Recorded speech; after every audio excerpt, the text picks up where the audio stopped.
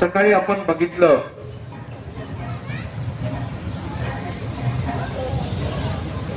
चक्रपाणी भगवंताची कीर्ती ऐकून हठयोगिनी कामाख्या ही भगवंताच्या दर्शनाला आली आणि भगवंताला हठयोगामध्ये हरवण्याच्या उद्देशाने भगवंताकडे ती आलेली आहे.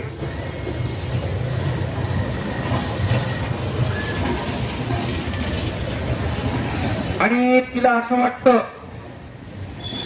हाच एक पुरुष आहे, आपल्या हठयोगाची परिपूर्णता करू शकतो.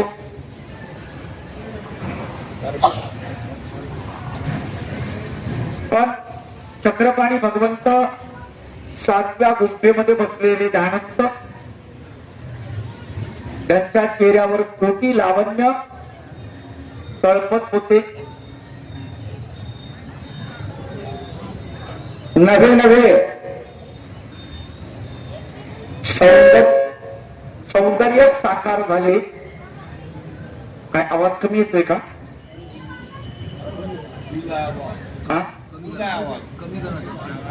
कमी पाहिजे होता का? असं बरं, कमी पाहिजे होता म्हणजे जास्त काय? आता जमलं का? कागद कमी पाहिजे आता? ठीक आहे, बर.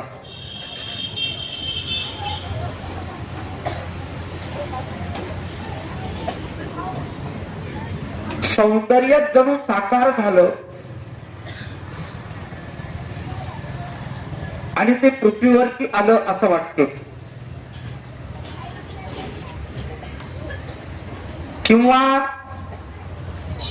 श्रीकृष्णाची पुन्हा अवतरले, सौंदर्याची साकार झाले, चक्रपाणी रूपे अवतरले, श्रीकृष्णाची पुन्हा आले यती वेशात. असं वाटते की सौंदर्य साकार झालं, नुसतं सौंदर्य साकार झालं. चक्रपाणी रूपानं ते प्रकटलं, जणू श्रीकृष्ण भगवंतानी पुन्हा कलियुगामध्ये अवतार धारण केला यती वेशामध्ये, असं ते वाक्य आहे. पाहुणी त्या स्वरूपाला वेड लागले कामाख्याला, प्रतिरूप नाही देखिला पूर्वी कधी. कामाख्याला त्या रूपाला पाहून वेड लागलेला आहे. ती पाहते तो कृष्ण सावळा होता तरी देखना होता, हा कृष्ण गोरा आहे तरी देखना आहे. त्या कृष्णाची याची बरोबरी ती करते आहे, तुलना करते आहे. म्हणे भेटला महायोगी वळीत पळीत नाही अंगी, महासुख भोगावया जगी केवढाच आहे. वळीत पळीत शब्द आलेला आहे. हा महायोगी आहे, याच्या चेहऱ्यावर सुरकुत्या नाही, त्याला वळीत पळीत म्हणतात. वळीत शब्दाचा अर्थ चेहऱ्यावर वळ्या पडल्या. पळीत या शब्दाचा अर्थ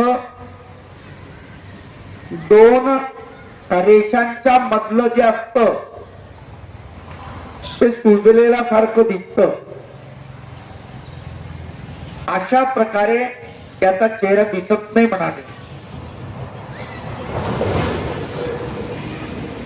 आपण आपल्या चेहऱ्यावरती रेषा पडू नये म्हणून खूप काळजी घेतो. आता तर नवीन पद्धतीने लोक आपलं सौंदर्य टिकलं पाहिजे म्हणून त्याला प्लास्टिक सर्जरी करतात.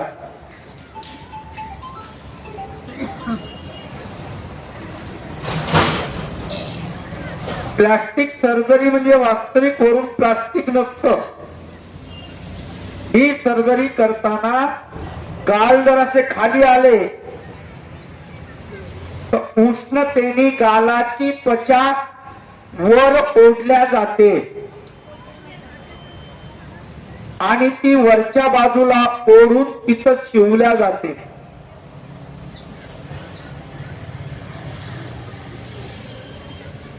नाक बरोबर नसत प्लास्टिक सर्जरी, डोळा बरोबर नसत प्लास्टिक सर्जरी. आता विद्रुप दिसत असेल तर ठीक आहे, पण मला सांगा आहे तसा चेहरा शेवटपर्यंत टिकणार आहे का?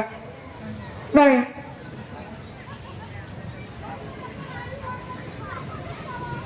परंतु चक्रधर भगवंताचा चेहरा जसा होता तसाच होता. आपल्या चेहऱ्यामध्ये सूक्ष्म बदल होत जातो. भगवंताचा चेहरा तसाच आहे. त्याला करण्याची गरज नाही.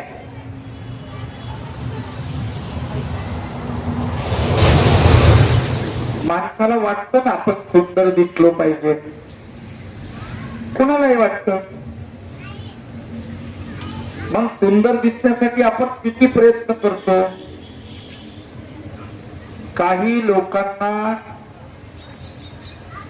4 दिवसाला 8 दिवसाला किंवा काही लोक दररोजच ब्युटी पार्लर मध्ये जातात, हे का?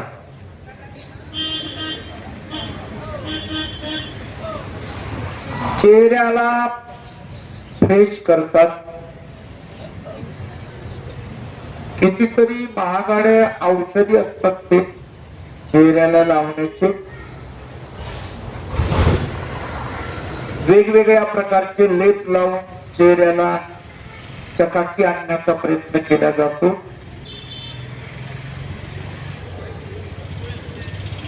म्हणजे ओरिजिनल आपला असलेला चेहरा दबून जातो आणि दुसरा चेहरा लोकांना दिसायला लागतो. ते आपला चेहरा आपण बदलवला की नाही?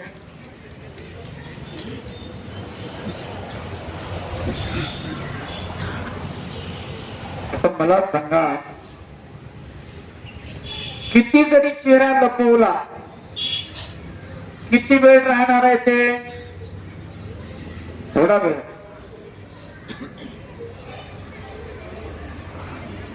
नंतर ते धुवून जाणार आहे. एका मुलाचं लग्न झालं, सुंदर तरुण मुलगी मंडपामध्ये. त्यानं ती मुलगी बघितली होती, पाहायला घेतला, त्याही वेळेस सुंदर दिसली त्याला. लग्न झालं, सगळं झालं. मग मुलीची पाठवणी झाली, मुलगी सासरी आली नांदण्यासाठी. सुहागरात्रीच्या दिवशी सकाळी सुहागरात्र झाल्यानंतर आयाला उठायला उशीर झाला. ती उठली, जाऊन चहा करून आणला. म्हणजे उठा, चहा घ्या. याला उठवलं. उठल्या उठल्या यानं पाहिलं आणि येतं चुकलं. कोण आहे म्हणे? ते म्हणे, अहो तुमची अर्धांगिनी. अर्धांगिनी नाशी? ते म्हणे, हा, काल तर वेगळी जात ती माझ्यासोबत. अहो म्हणे, मीच आहे. मग त्यांना काल काढलेला फोटो दाखवला. ते पहा म्हणे, फोटो काढला होता मोबाईल मध्ये. ही आहे म्हणे ती. तू कोण आहे? ती म्हणे, अहो मीच आहे. थोडा वेळ थांबा, ब्युटी पार्लर मध्ये जाऊन येते, मग अशीच दिसणार. आपल्याला सजण्यासाठी वेळ लागतो. भगवंताला काहीच करायचं काम नाही. सौंदर्य आहे तसं अत्यंत सुंदर देखणं, बघतच राहावं असं वाटतं. त्या सौंदर्याकडे त्याचा वीटही येत नाही, इतकं छान सौंदर्य भगवंताचं. आणि त्या सौंदर्यावरती ही कामाख्या बोललेली आहे.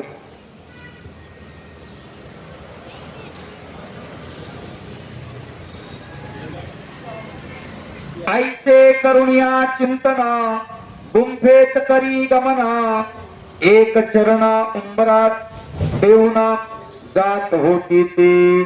ऐसे करुणिया चिंतना, ती मनामध्ये चिंतन करते की असा योगी बघितलेला नाही आहे, म्हणून चक्रपाणी भगवंताच्या भेटीला निघालेली आहे. भगवंत 7व्या गुंफेमध्ये आहेत, एकाला एक लागून गुंफा आहेत. आणि त्या पाताळ गुंफेमध्ये भगवंत आसनस्थ आहेत, ध्यानस्थ. आणि ती 7व्या गुंफेमध्ये जाते, पाऊल टाकते. एक खाली आहे, दुसरा उंबऱ्यावर आहे. दोन्ही दार संख्या धरलेले आहे आणि आतमध्ये प्रवेश करणार अशी तिची अवस्था. इतक्यात अंत गरजले भगवंत, नाम म्हणाले निश्चित, तुला दत्ताची शपथ पुढे न यावे तुवा. भगवंताने आतून आवाज दिला आणि काय म्हणतात, गरजले, मोठ्याने म्हणले. चक्रपाणी भगवंत, थांब, निश्चित थांब, तिथेच थांब, आत पाऊल टाकू नकोस. तुला दत्ताची शपथ आहे. दत्ताची, दत्त भगवंताची. हठयोगाचा मूळ पुरुष दत्त भगवंत आहे.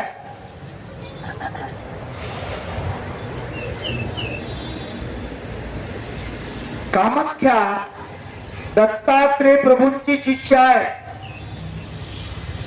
चक्रपाणी भगवंत दत्तात्रेय प्रभूचे शिष्य आहे. गुरुबंधू झाले.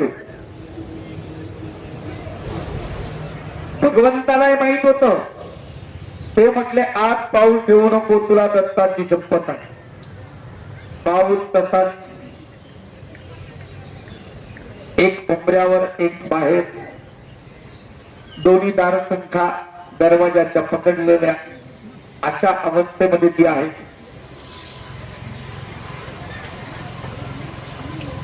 श्री दत्ताची उपासना करीत होती ती ललना, उभी होती त्याच स्थाना चित्रवत थांबली. श्री दत्ताची उपासना ती करत असे. कामाख्या, आणि म्हणून तिला दत्तात्रेय प्रभूंची शपथ घातल्यानंतर तिथेच थांबली, चित्रवत, चित्रासारखी स्थिर. किती वेळ? 7 अहोरात्र, 7 दिवस आणि 7 रात्र. तेथेच थांबून मृगनयना बोलू लागली प्रियवचना, प्रतीकडेचे कारणा फार दुरून येत असे. ती म्हणते, हे भगवंता, मी तुझ्याशी शरीर संबंध करण्याच्या हेतूने इथे आलेली आहे आणि तू मला मधातच थांबवलंस का? आणि त्याचं कारण ती सांगते. साधना अपूर्ण राहिली, ती पूर्ण करावी वहिली, औदार्य ऐकोनिया आधी तुम्हा जवळी. माझी हठयोगाची साधना अपूर्ण राहिलेली आहे. सकाळीच सांगितलं मी तुम्हाला, ही वेक्षा नव्हती.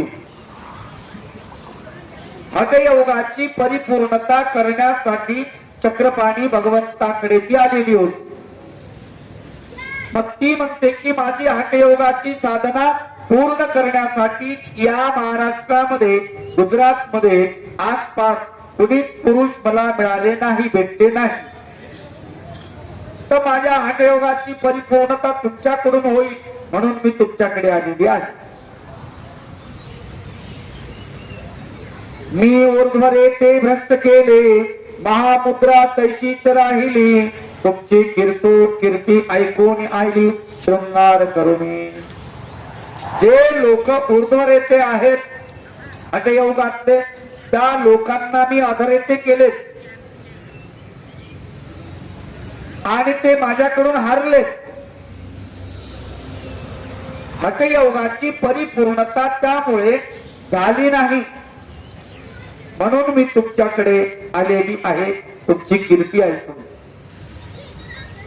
आतुनी बोलला प्रभुराव, तुझ इंद्रिय सुखाचा अनुभव, ब्रह्मानुभूतीचा अभाव दिसतो गे भगिनी. भगवंत म्हणतात, हे भगिनी, तुला विषय सुखाचा अनुभव असेल. हठयोग म्हणजे विषय सुख जाग्यावरती थांबवणे. सांगितलं मी तुम्हाला, गुलाबजामुन तोंडात टाकला तसंच ठेवला. गुलाबजामुनची गोडी कायम ठेवायची असेल तर गिळायचं नाही, फुकायचं नाही.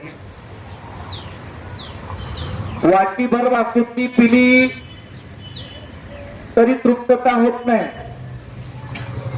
मग शुगर झालेल्या माणसानं काय करावं?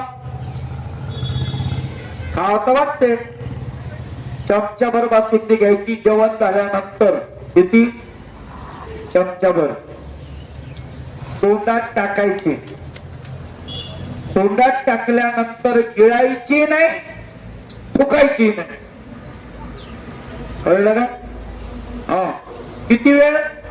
जितक्या वेळ जमेल तितक्या वेळ. 5 मिनिटं, 10 मिनिटं, 15 मिनिटं, अर्धा तास, तसंच. बघू किती संयम आहे तुम्हाला. तुम्ही पटकन गिळून टाकता. गिळायचं नाही, फुकायचं पण नाही.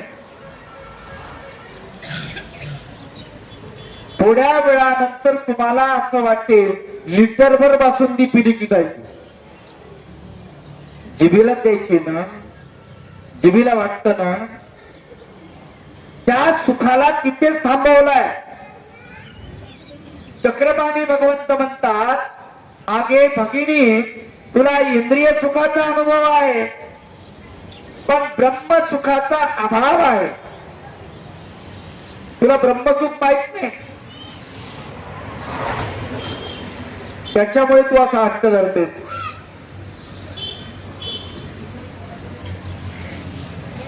तुझ कर्माचा लेपून गडे, ऐकोणी प्रभूंच्या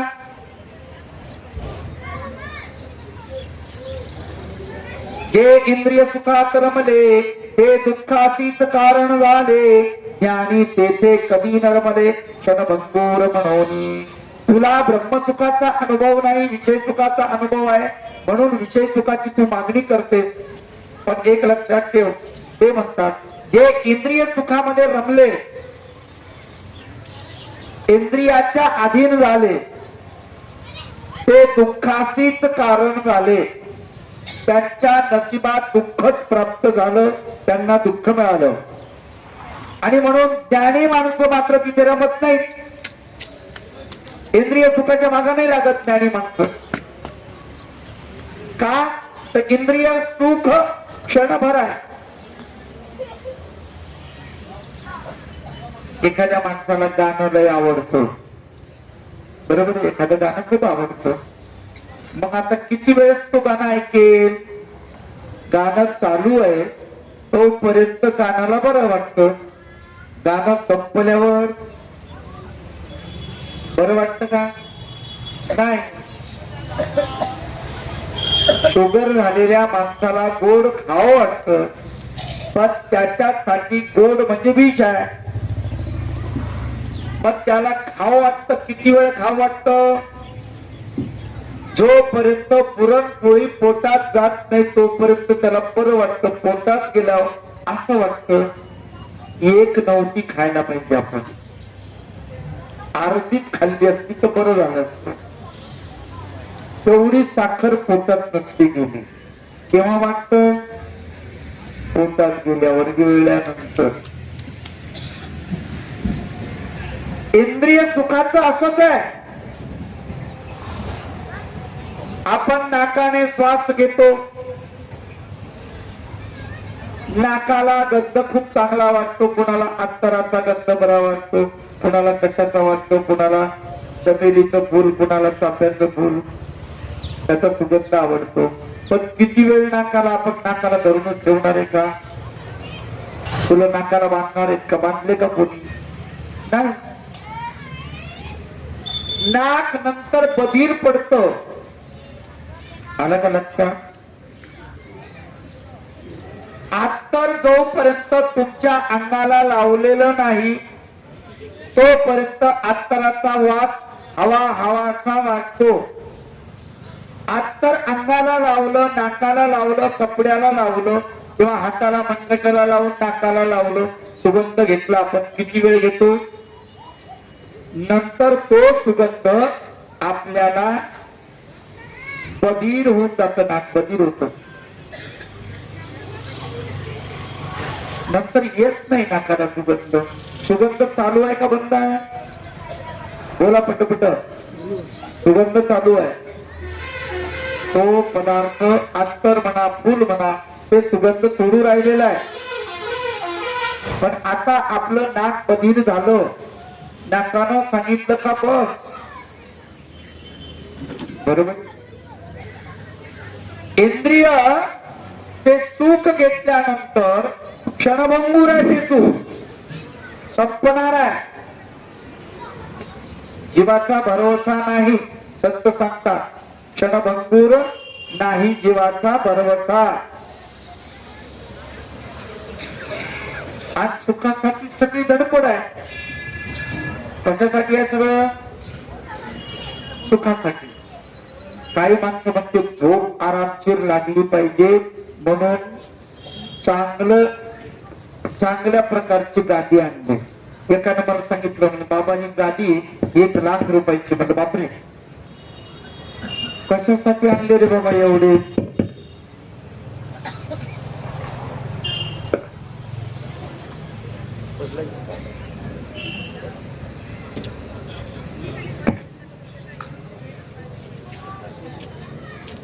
आवाज नीट येत नाही का? नाही कमी जास्त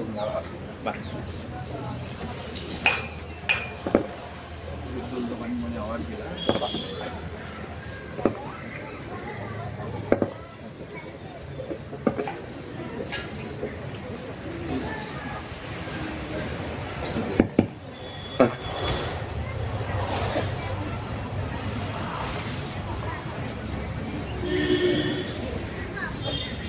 नाक नंतर सुगंध घेणं बंद करतं. नाक नंतर बंद झालं, इंद्रिय थकून जातात.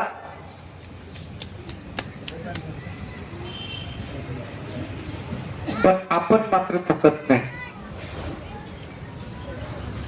सुभाषित कारण सुंदर वर्णन केलं. ते म्हणतात भोगान मुक्ता वयमेव भुक्ता, तृष्णान जीर्णा वयमेव जीर्णा. तृष्णा कधीच म्हातारी होत नाही. वयम एव जीर्णा, आम्हीच म्हातारे होतो, आम्ही जीर्ण होतो. तृष्णा इच्छा कधीच माणसाची मरत नाही. कबीरदासाच्या दोह्यामध्ये वर्णन आलेलं आहे. मन मरे माया मरे, मर गए शरीर, शरीरही मरत. आशा तृष्णा न मरे, कहे गए दास कबीर. आशा तृष्णा मरत नाही. पुन्हा घ्यावंच वाटतं, पुन्हा घ्यावंच वाटतं, पुन्हा घ्यावं. तुम्हाला उदाहरण सांगितलं असेल. एकदा एक असं कार्यक्रम होता सप्ताह, आणि सप्त्यात पुंगत पंक्तीत गुलाबजामुन. रात्रीच्या पंक्तीला मायासारखा एक त्यानं भलते खाल्ले. तर गुलाबजामुन जड असत. एक तर दुधाचा पदार्थ, तळीव, त्यातल्या त्यात गोड. इतके खाल्ले, चपाती खाल्लीच नाही. भाजी नाही, भात नाही, चपाती नाही, वरण नाही, काहीच नाही. नुसते गुलाबजामुन आणले. आता रात्री ते लागलं तळमळ करायला. या अंगाडावून त्या अंगाडावून, त्या अंगाडावून ह्या अंगाडावून.